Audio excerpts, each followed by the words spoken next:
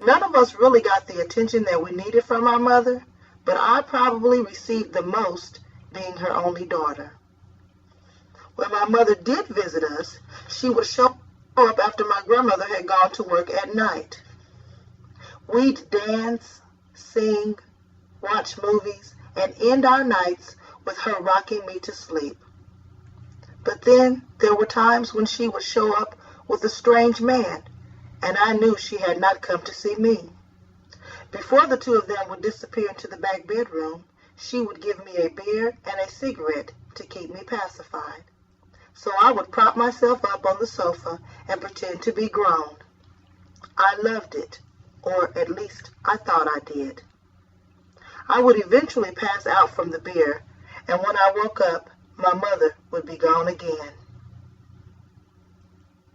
I had some friends who also went to Wendell Phillips.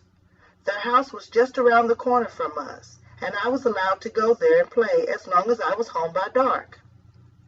We would play outside until we were tired, then I would go home. But the day I was invited inside the house, everything changed. They tried to make me kiss the boys and touch them in their private places, and when I refused, they beat on me and threatened me. When I didn't come home, my brother Floyd came looking for me. I wanted to scream, but they warned me if I made a sound, they would hurt him, so I kept silent.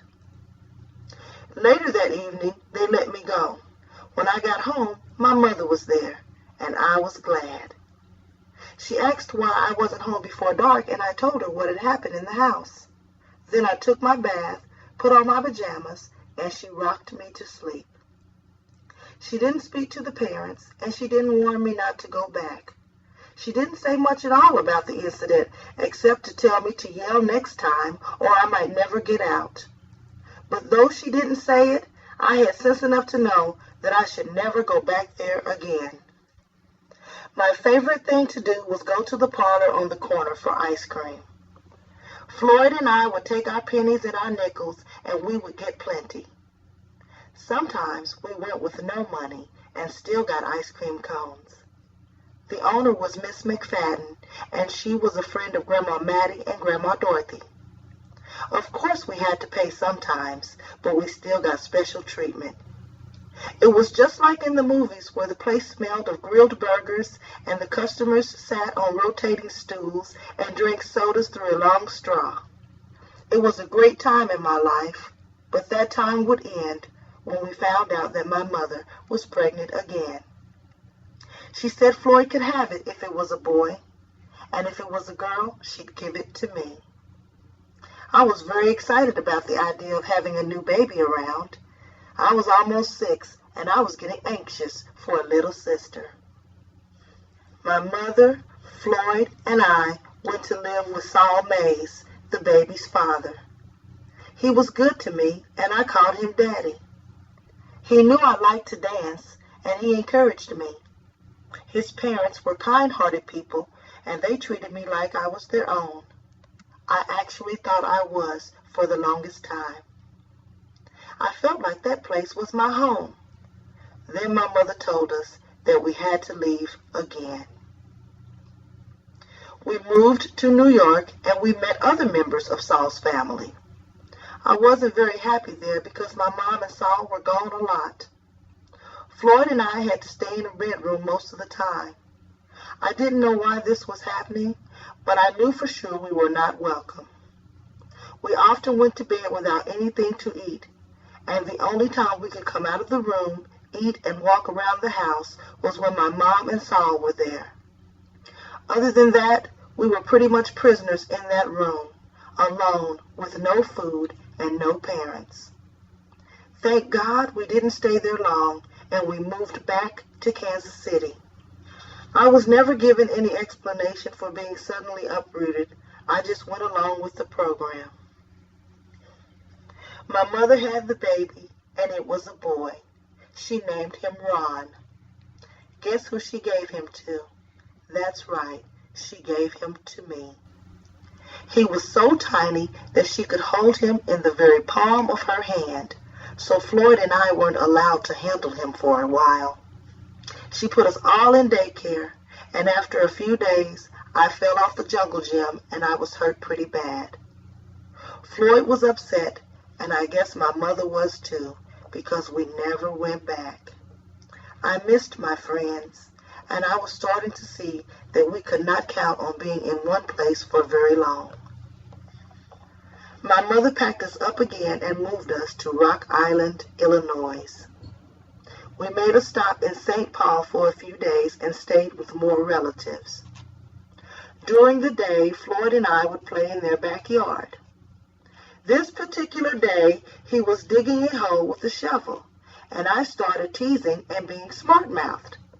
Floyd had a quick temper, and it wasn't long before he told me, "If you don't shut up, I'm going to hit you in the head with this shovel." I said, "No, you won't," and that's all it took. He threw the shovel, and it hit me right in the forehead. I screamed, and there was blood gushing everywhere. My mother heard my screams and came running. She was able to stop the bleeding, and when she was done nursing my wounds, she gave Floyd a good talking to. My mother rarely spanked, and she never yelled, but we knew when she was serious. Before long, my pain had stopped, and Floyd and I were peas in a pod again. To this day, Floyd maintains that he didn't mean to throw that shovel, just threatened me with it, but it just happened to slip out of his hands. It was while we were here in St. Paul that Floyd and I started finding cigarettes rolled in pink paper. We would smoke them and act really weird. We were too young to know that they were really joints, marijuana cigarettes, and we were getting high. This was my first encounter with street drugs. I was only 6. We left St. Paul almost as quickly as we had arrived, and we moved to Rock Island, Illinois. The apartment building we stayed in appeared to be about 15 stories. I think we lived on the 10th floor. I don't remember Saul being around anymore, but Mom was there. Floyd and I made new friends, and we ran with them daily. We stayed out late as if we didn't have a curfew and did all sorts of things we knew we weren't supposed to do. One evening, we went inside a department store. It was out of business, but there was still merchandise inside. I don't know how our mother found us, but she did. She popped us both one good time with the belt, told us to go home, and she would deal with us later. I'm not sure why she didn't take us home herself, but I wasn't surprised that she didn't. I headed home, but Floyd did not go with me. Instead, he told me he was running away. It scared me to think that he would leave me, and I cried and pleaded with him not to go. His mind was made up, and I ended up going home alone. My baby brother was with the neighbors, and when my mother came home, I told her that Floyd had run away. She then took me to the neighbors where my little brother was. I thought she was going to look for Floyd, but as I look back now, I don't believe she did. That night, I slept on the neighbor's couch with my baby brother, and they slept on a waterbed. Oddly enough, the waterbed was in the living room. They had sex right there in front of me and my brother. Although my brother was not yet old enough to understand, I knew that what they were doing was wrong. I was sad and confused. I laid there for what seemed like hours, wishing my mother would come. She came the next morning, and I was glad to see her.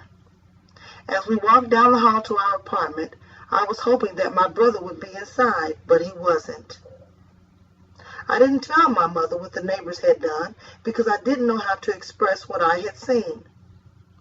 Later that day, she went to the store, and while she was out, Floyd came to eat and brush his teeth. I begged him to stay because I missed him terribly, and I was afraid I wouldn't see him again.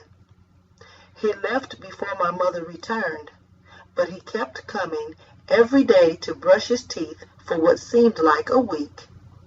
Then one day, he told me to ask Mom if he could come home. She said yes, and there was no other reaction to his reappearance. As a matter of fact, she acted as if he had never left.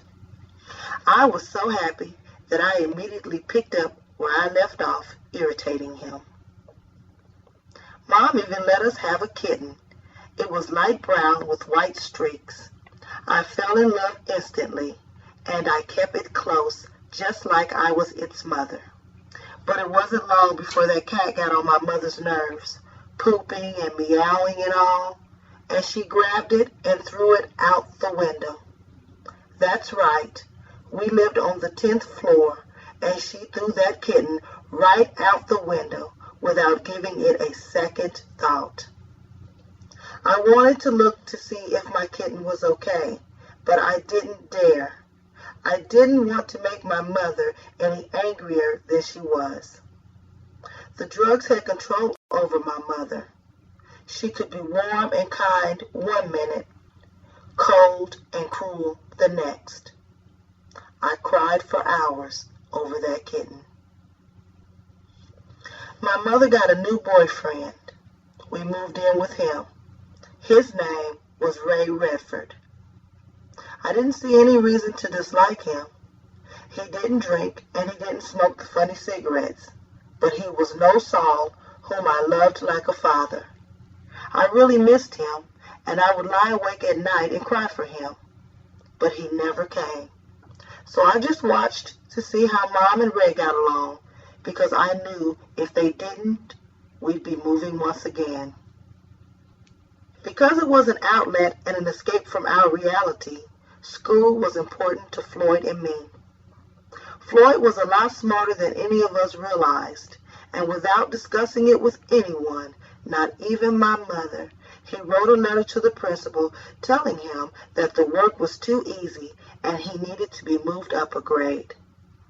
After a review of his work, some testing, and a meeting with our mother, he was promoted to the next grade. I thought that was quite the initiative on Floyd's part. My 7th birthday was very special. Floyd gave me the most perfect gift I had ever received. We didn't have a lot, and I didn't get 7 candles for my cake. But Floyd found a number 1 candle, and we pretended it was a 7. He gave me a can of strawberry soda and a cherry blow pop. I don't know where the cake came from. I don't even recall my mother being there. It was just Floyd and I. I will never forget it as long as I live. My mother knew that school was important to me, so if I didn't feel good, she didn't force me to go. One day when I wasn't feeling well, I asked if I could stay home. That afternoon, even while I was feeling poor, she told me that she was taking me and my baby brother to the grocery store. While there, she told me to put meat in the diaper bag. I did as I was told, even though I knew it was wrong. She told me if anyone should ask, I was to tell them that I put it in there on my own. They stopped us in the middle of the aisle and arrested my mother, and they never bothered to ask me how the meat got into the bag. Ray came to get my little brother and me, but my mother wasn't gone very long, and I never gave that incident another thought. We lived in the downstairs of a double tenement, and when my baby brother was about a year old, the tenants upstairs were fighting. All of a sudden there was a gunshot, and the bullet came down through the neighbor's floor and onto the bed, missing my little brother by only a few inches. I was screaming, Mom was crying, but strangely enough, Floyd and Ray were calm. A few days later, my real dad, Mallet Pikes Sr., came to get me and Floyd, but little Ron stayed with Mom. I didn't know why that was happening, but I did know that I didn't want to be separated from my mother and my baby brother. During the drive back to Kansas City, my father mentioned that my mother had called him to come and get us. He told us that we would be staying with him, his wife, and our 2 brothers for a while. I said, "Okay, Daddy." I really didn't have much of a memory of this man being my father, but I called him Daddy anyway because I desperately wanted one. Floyd, on the other hand, appeared to know him well. When we arrived at the house, my brothers Mallet Jr., Cam, and their mother Alicia were inside. She was short, attractive, and she had a beautiful smile. I liked her right from the start, and I think she liked me too, because she spent time with me. She read the Bible to me while I laid in her bed. I didn't understand any of it, but it was nice to have someone read to me. I loved Mama Alicia, but I really did miss my mother, and I thought about her and my baby brother all the time. My brothers and I attended Faxon Elementary, an all-black school. I liked it there as far as I can remember. It was hard for me to make friends because I never felt like I truly fit anywhere. There was only one person besides my teacher who would even try to have a conversation with me, and that came by accident. His name was David Duncan. He was just playing a simple game of boys chase the girls, and I was playing jacks by myself. The ball got away from me, and when I took off running after it, he gave chase. I didn't know what to do. I just froze in my tracks. He caught me and said, "Now you have to be my girlfriend." I said, "I wasn't even playing." And he said, "That's okay. You can still be my girlfriend." Then the bell rang, and I went back to class wondering what all of this meant. If I said yes, what would I have to do? If I said no, would he still speak to me? In a few days, I found out that I didn't have to make any decisions because he lost interest in me and I went back to playing jacks alone. Oh well, he was no underdog anyway. Underdog would always say Sweet Polly Purebred, and this boy was clearly no underdog. I enjoyed being with my brothers when they would let me tag along, which was very rare. Being the only girl had its drawbacks. There was so much they just wouldn't let me do. I don't remember my brother Cam being in trouble, but my brother Mallet was a wild one. He got in trouble all the time, and when he got spanked, he made enough noise to shake the whole house. He would hide anywhere that he thought he could find shelter from those lashes. Under the bed, under the coffee table, in the closet. It was hilarious. Living with my father and mother Alicia was a lot less complicated than the life I lived with my mother, and I felt safe. Until the evening they were out and the neighbor boys came over. While my brothers were outside, those boys tried to pull my clothes off and get on top of me. There were 3 of them, and I tried desperately to fight them off. Thank you for tuning in. You have just heard a section of Chapter 1 from the audiobook titled A Wretch Like Me, From Pain to Purpose by Wisdom Williams.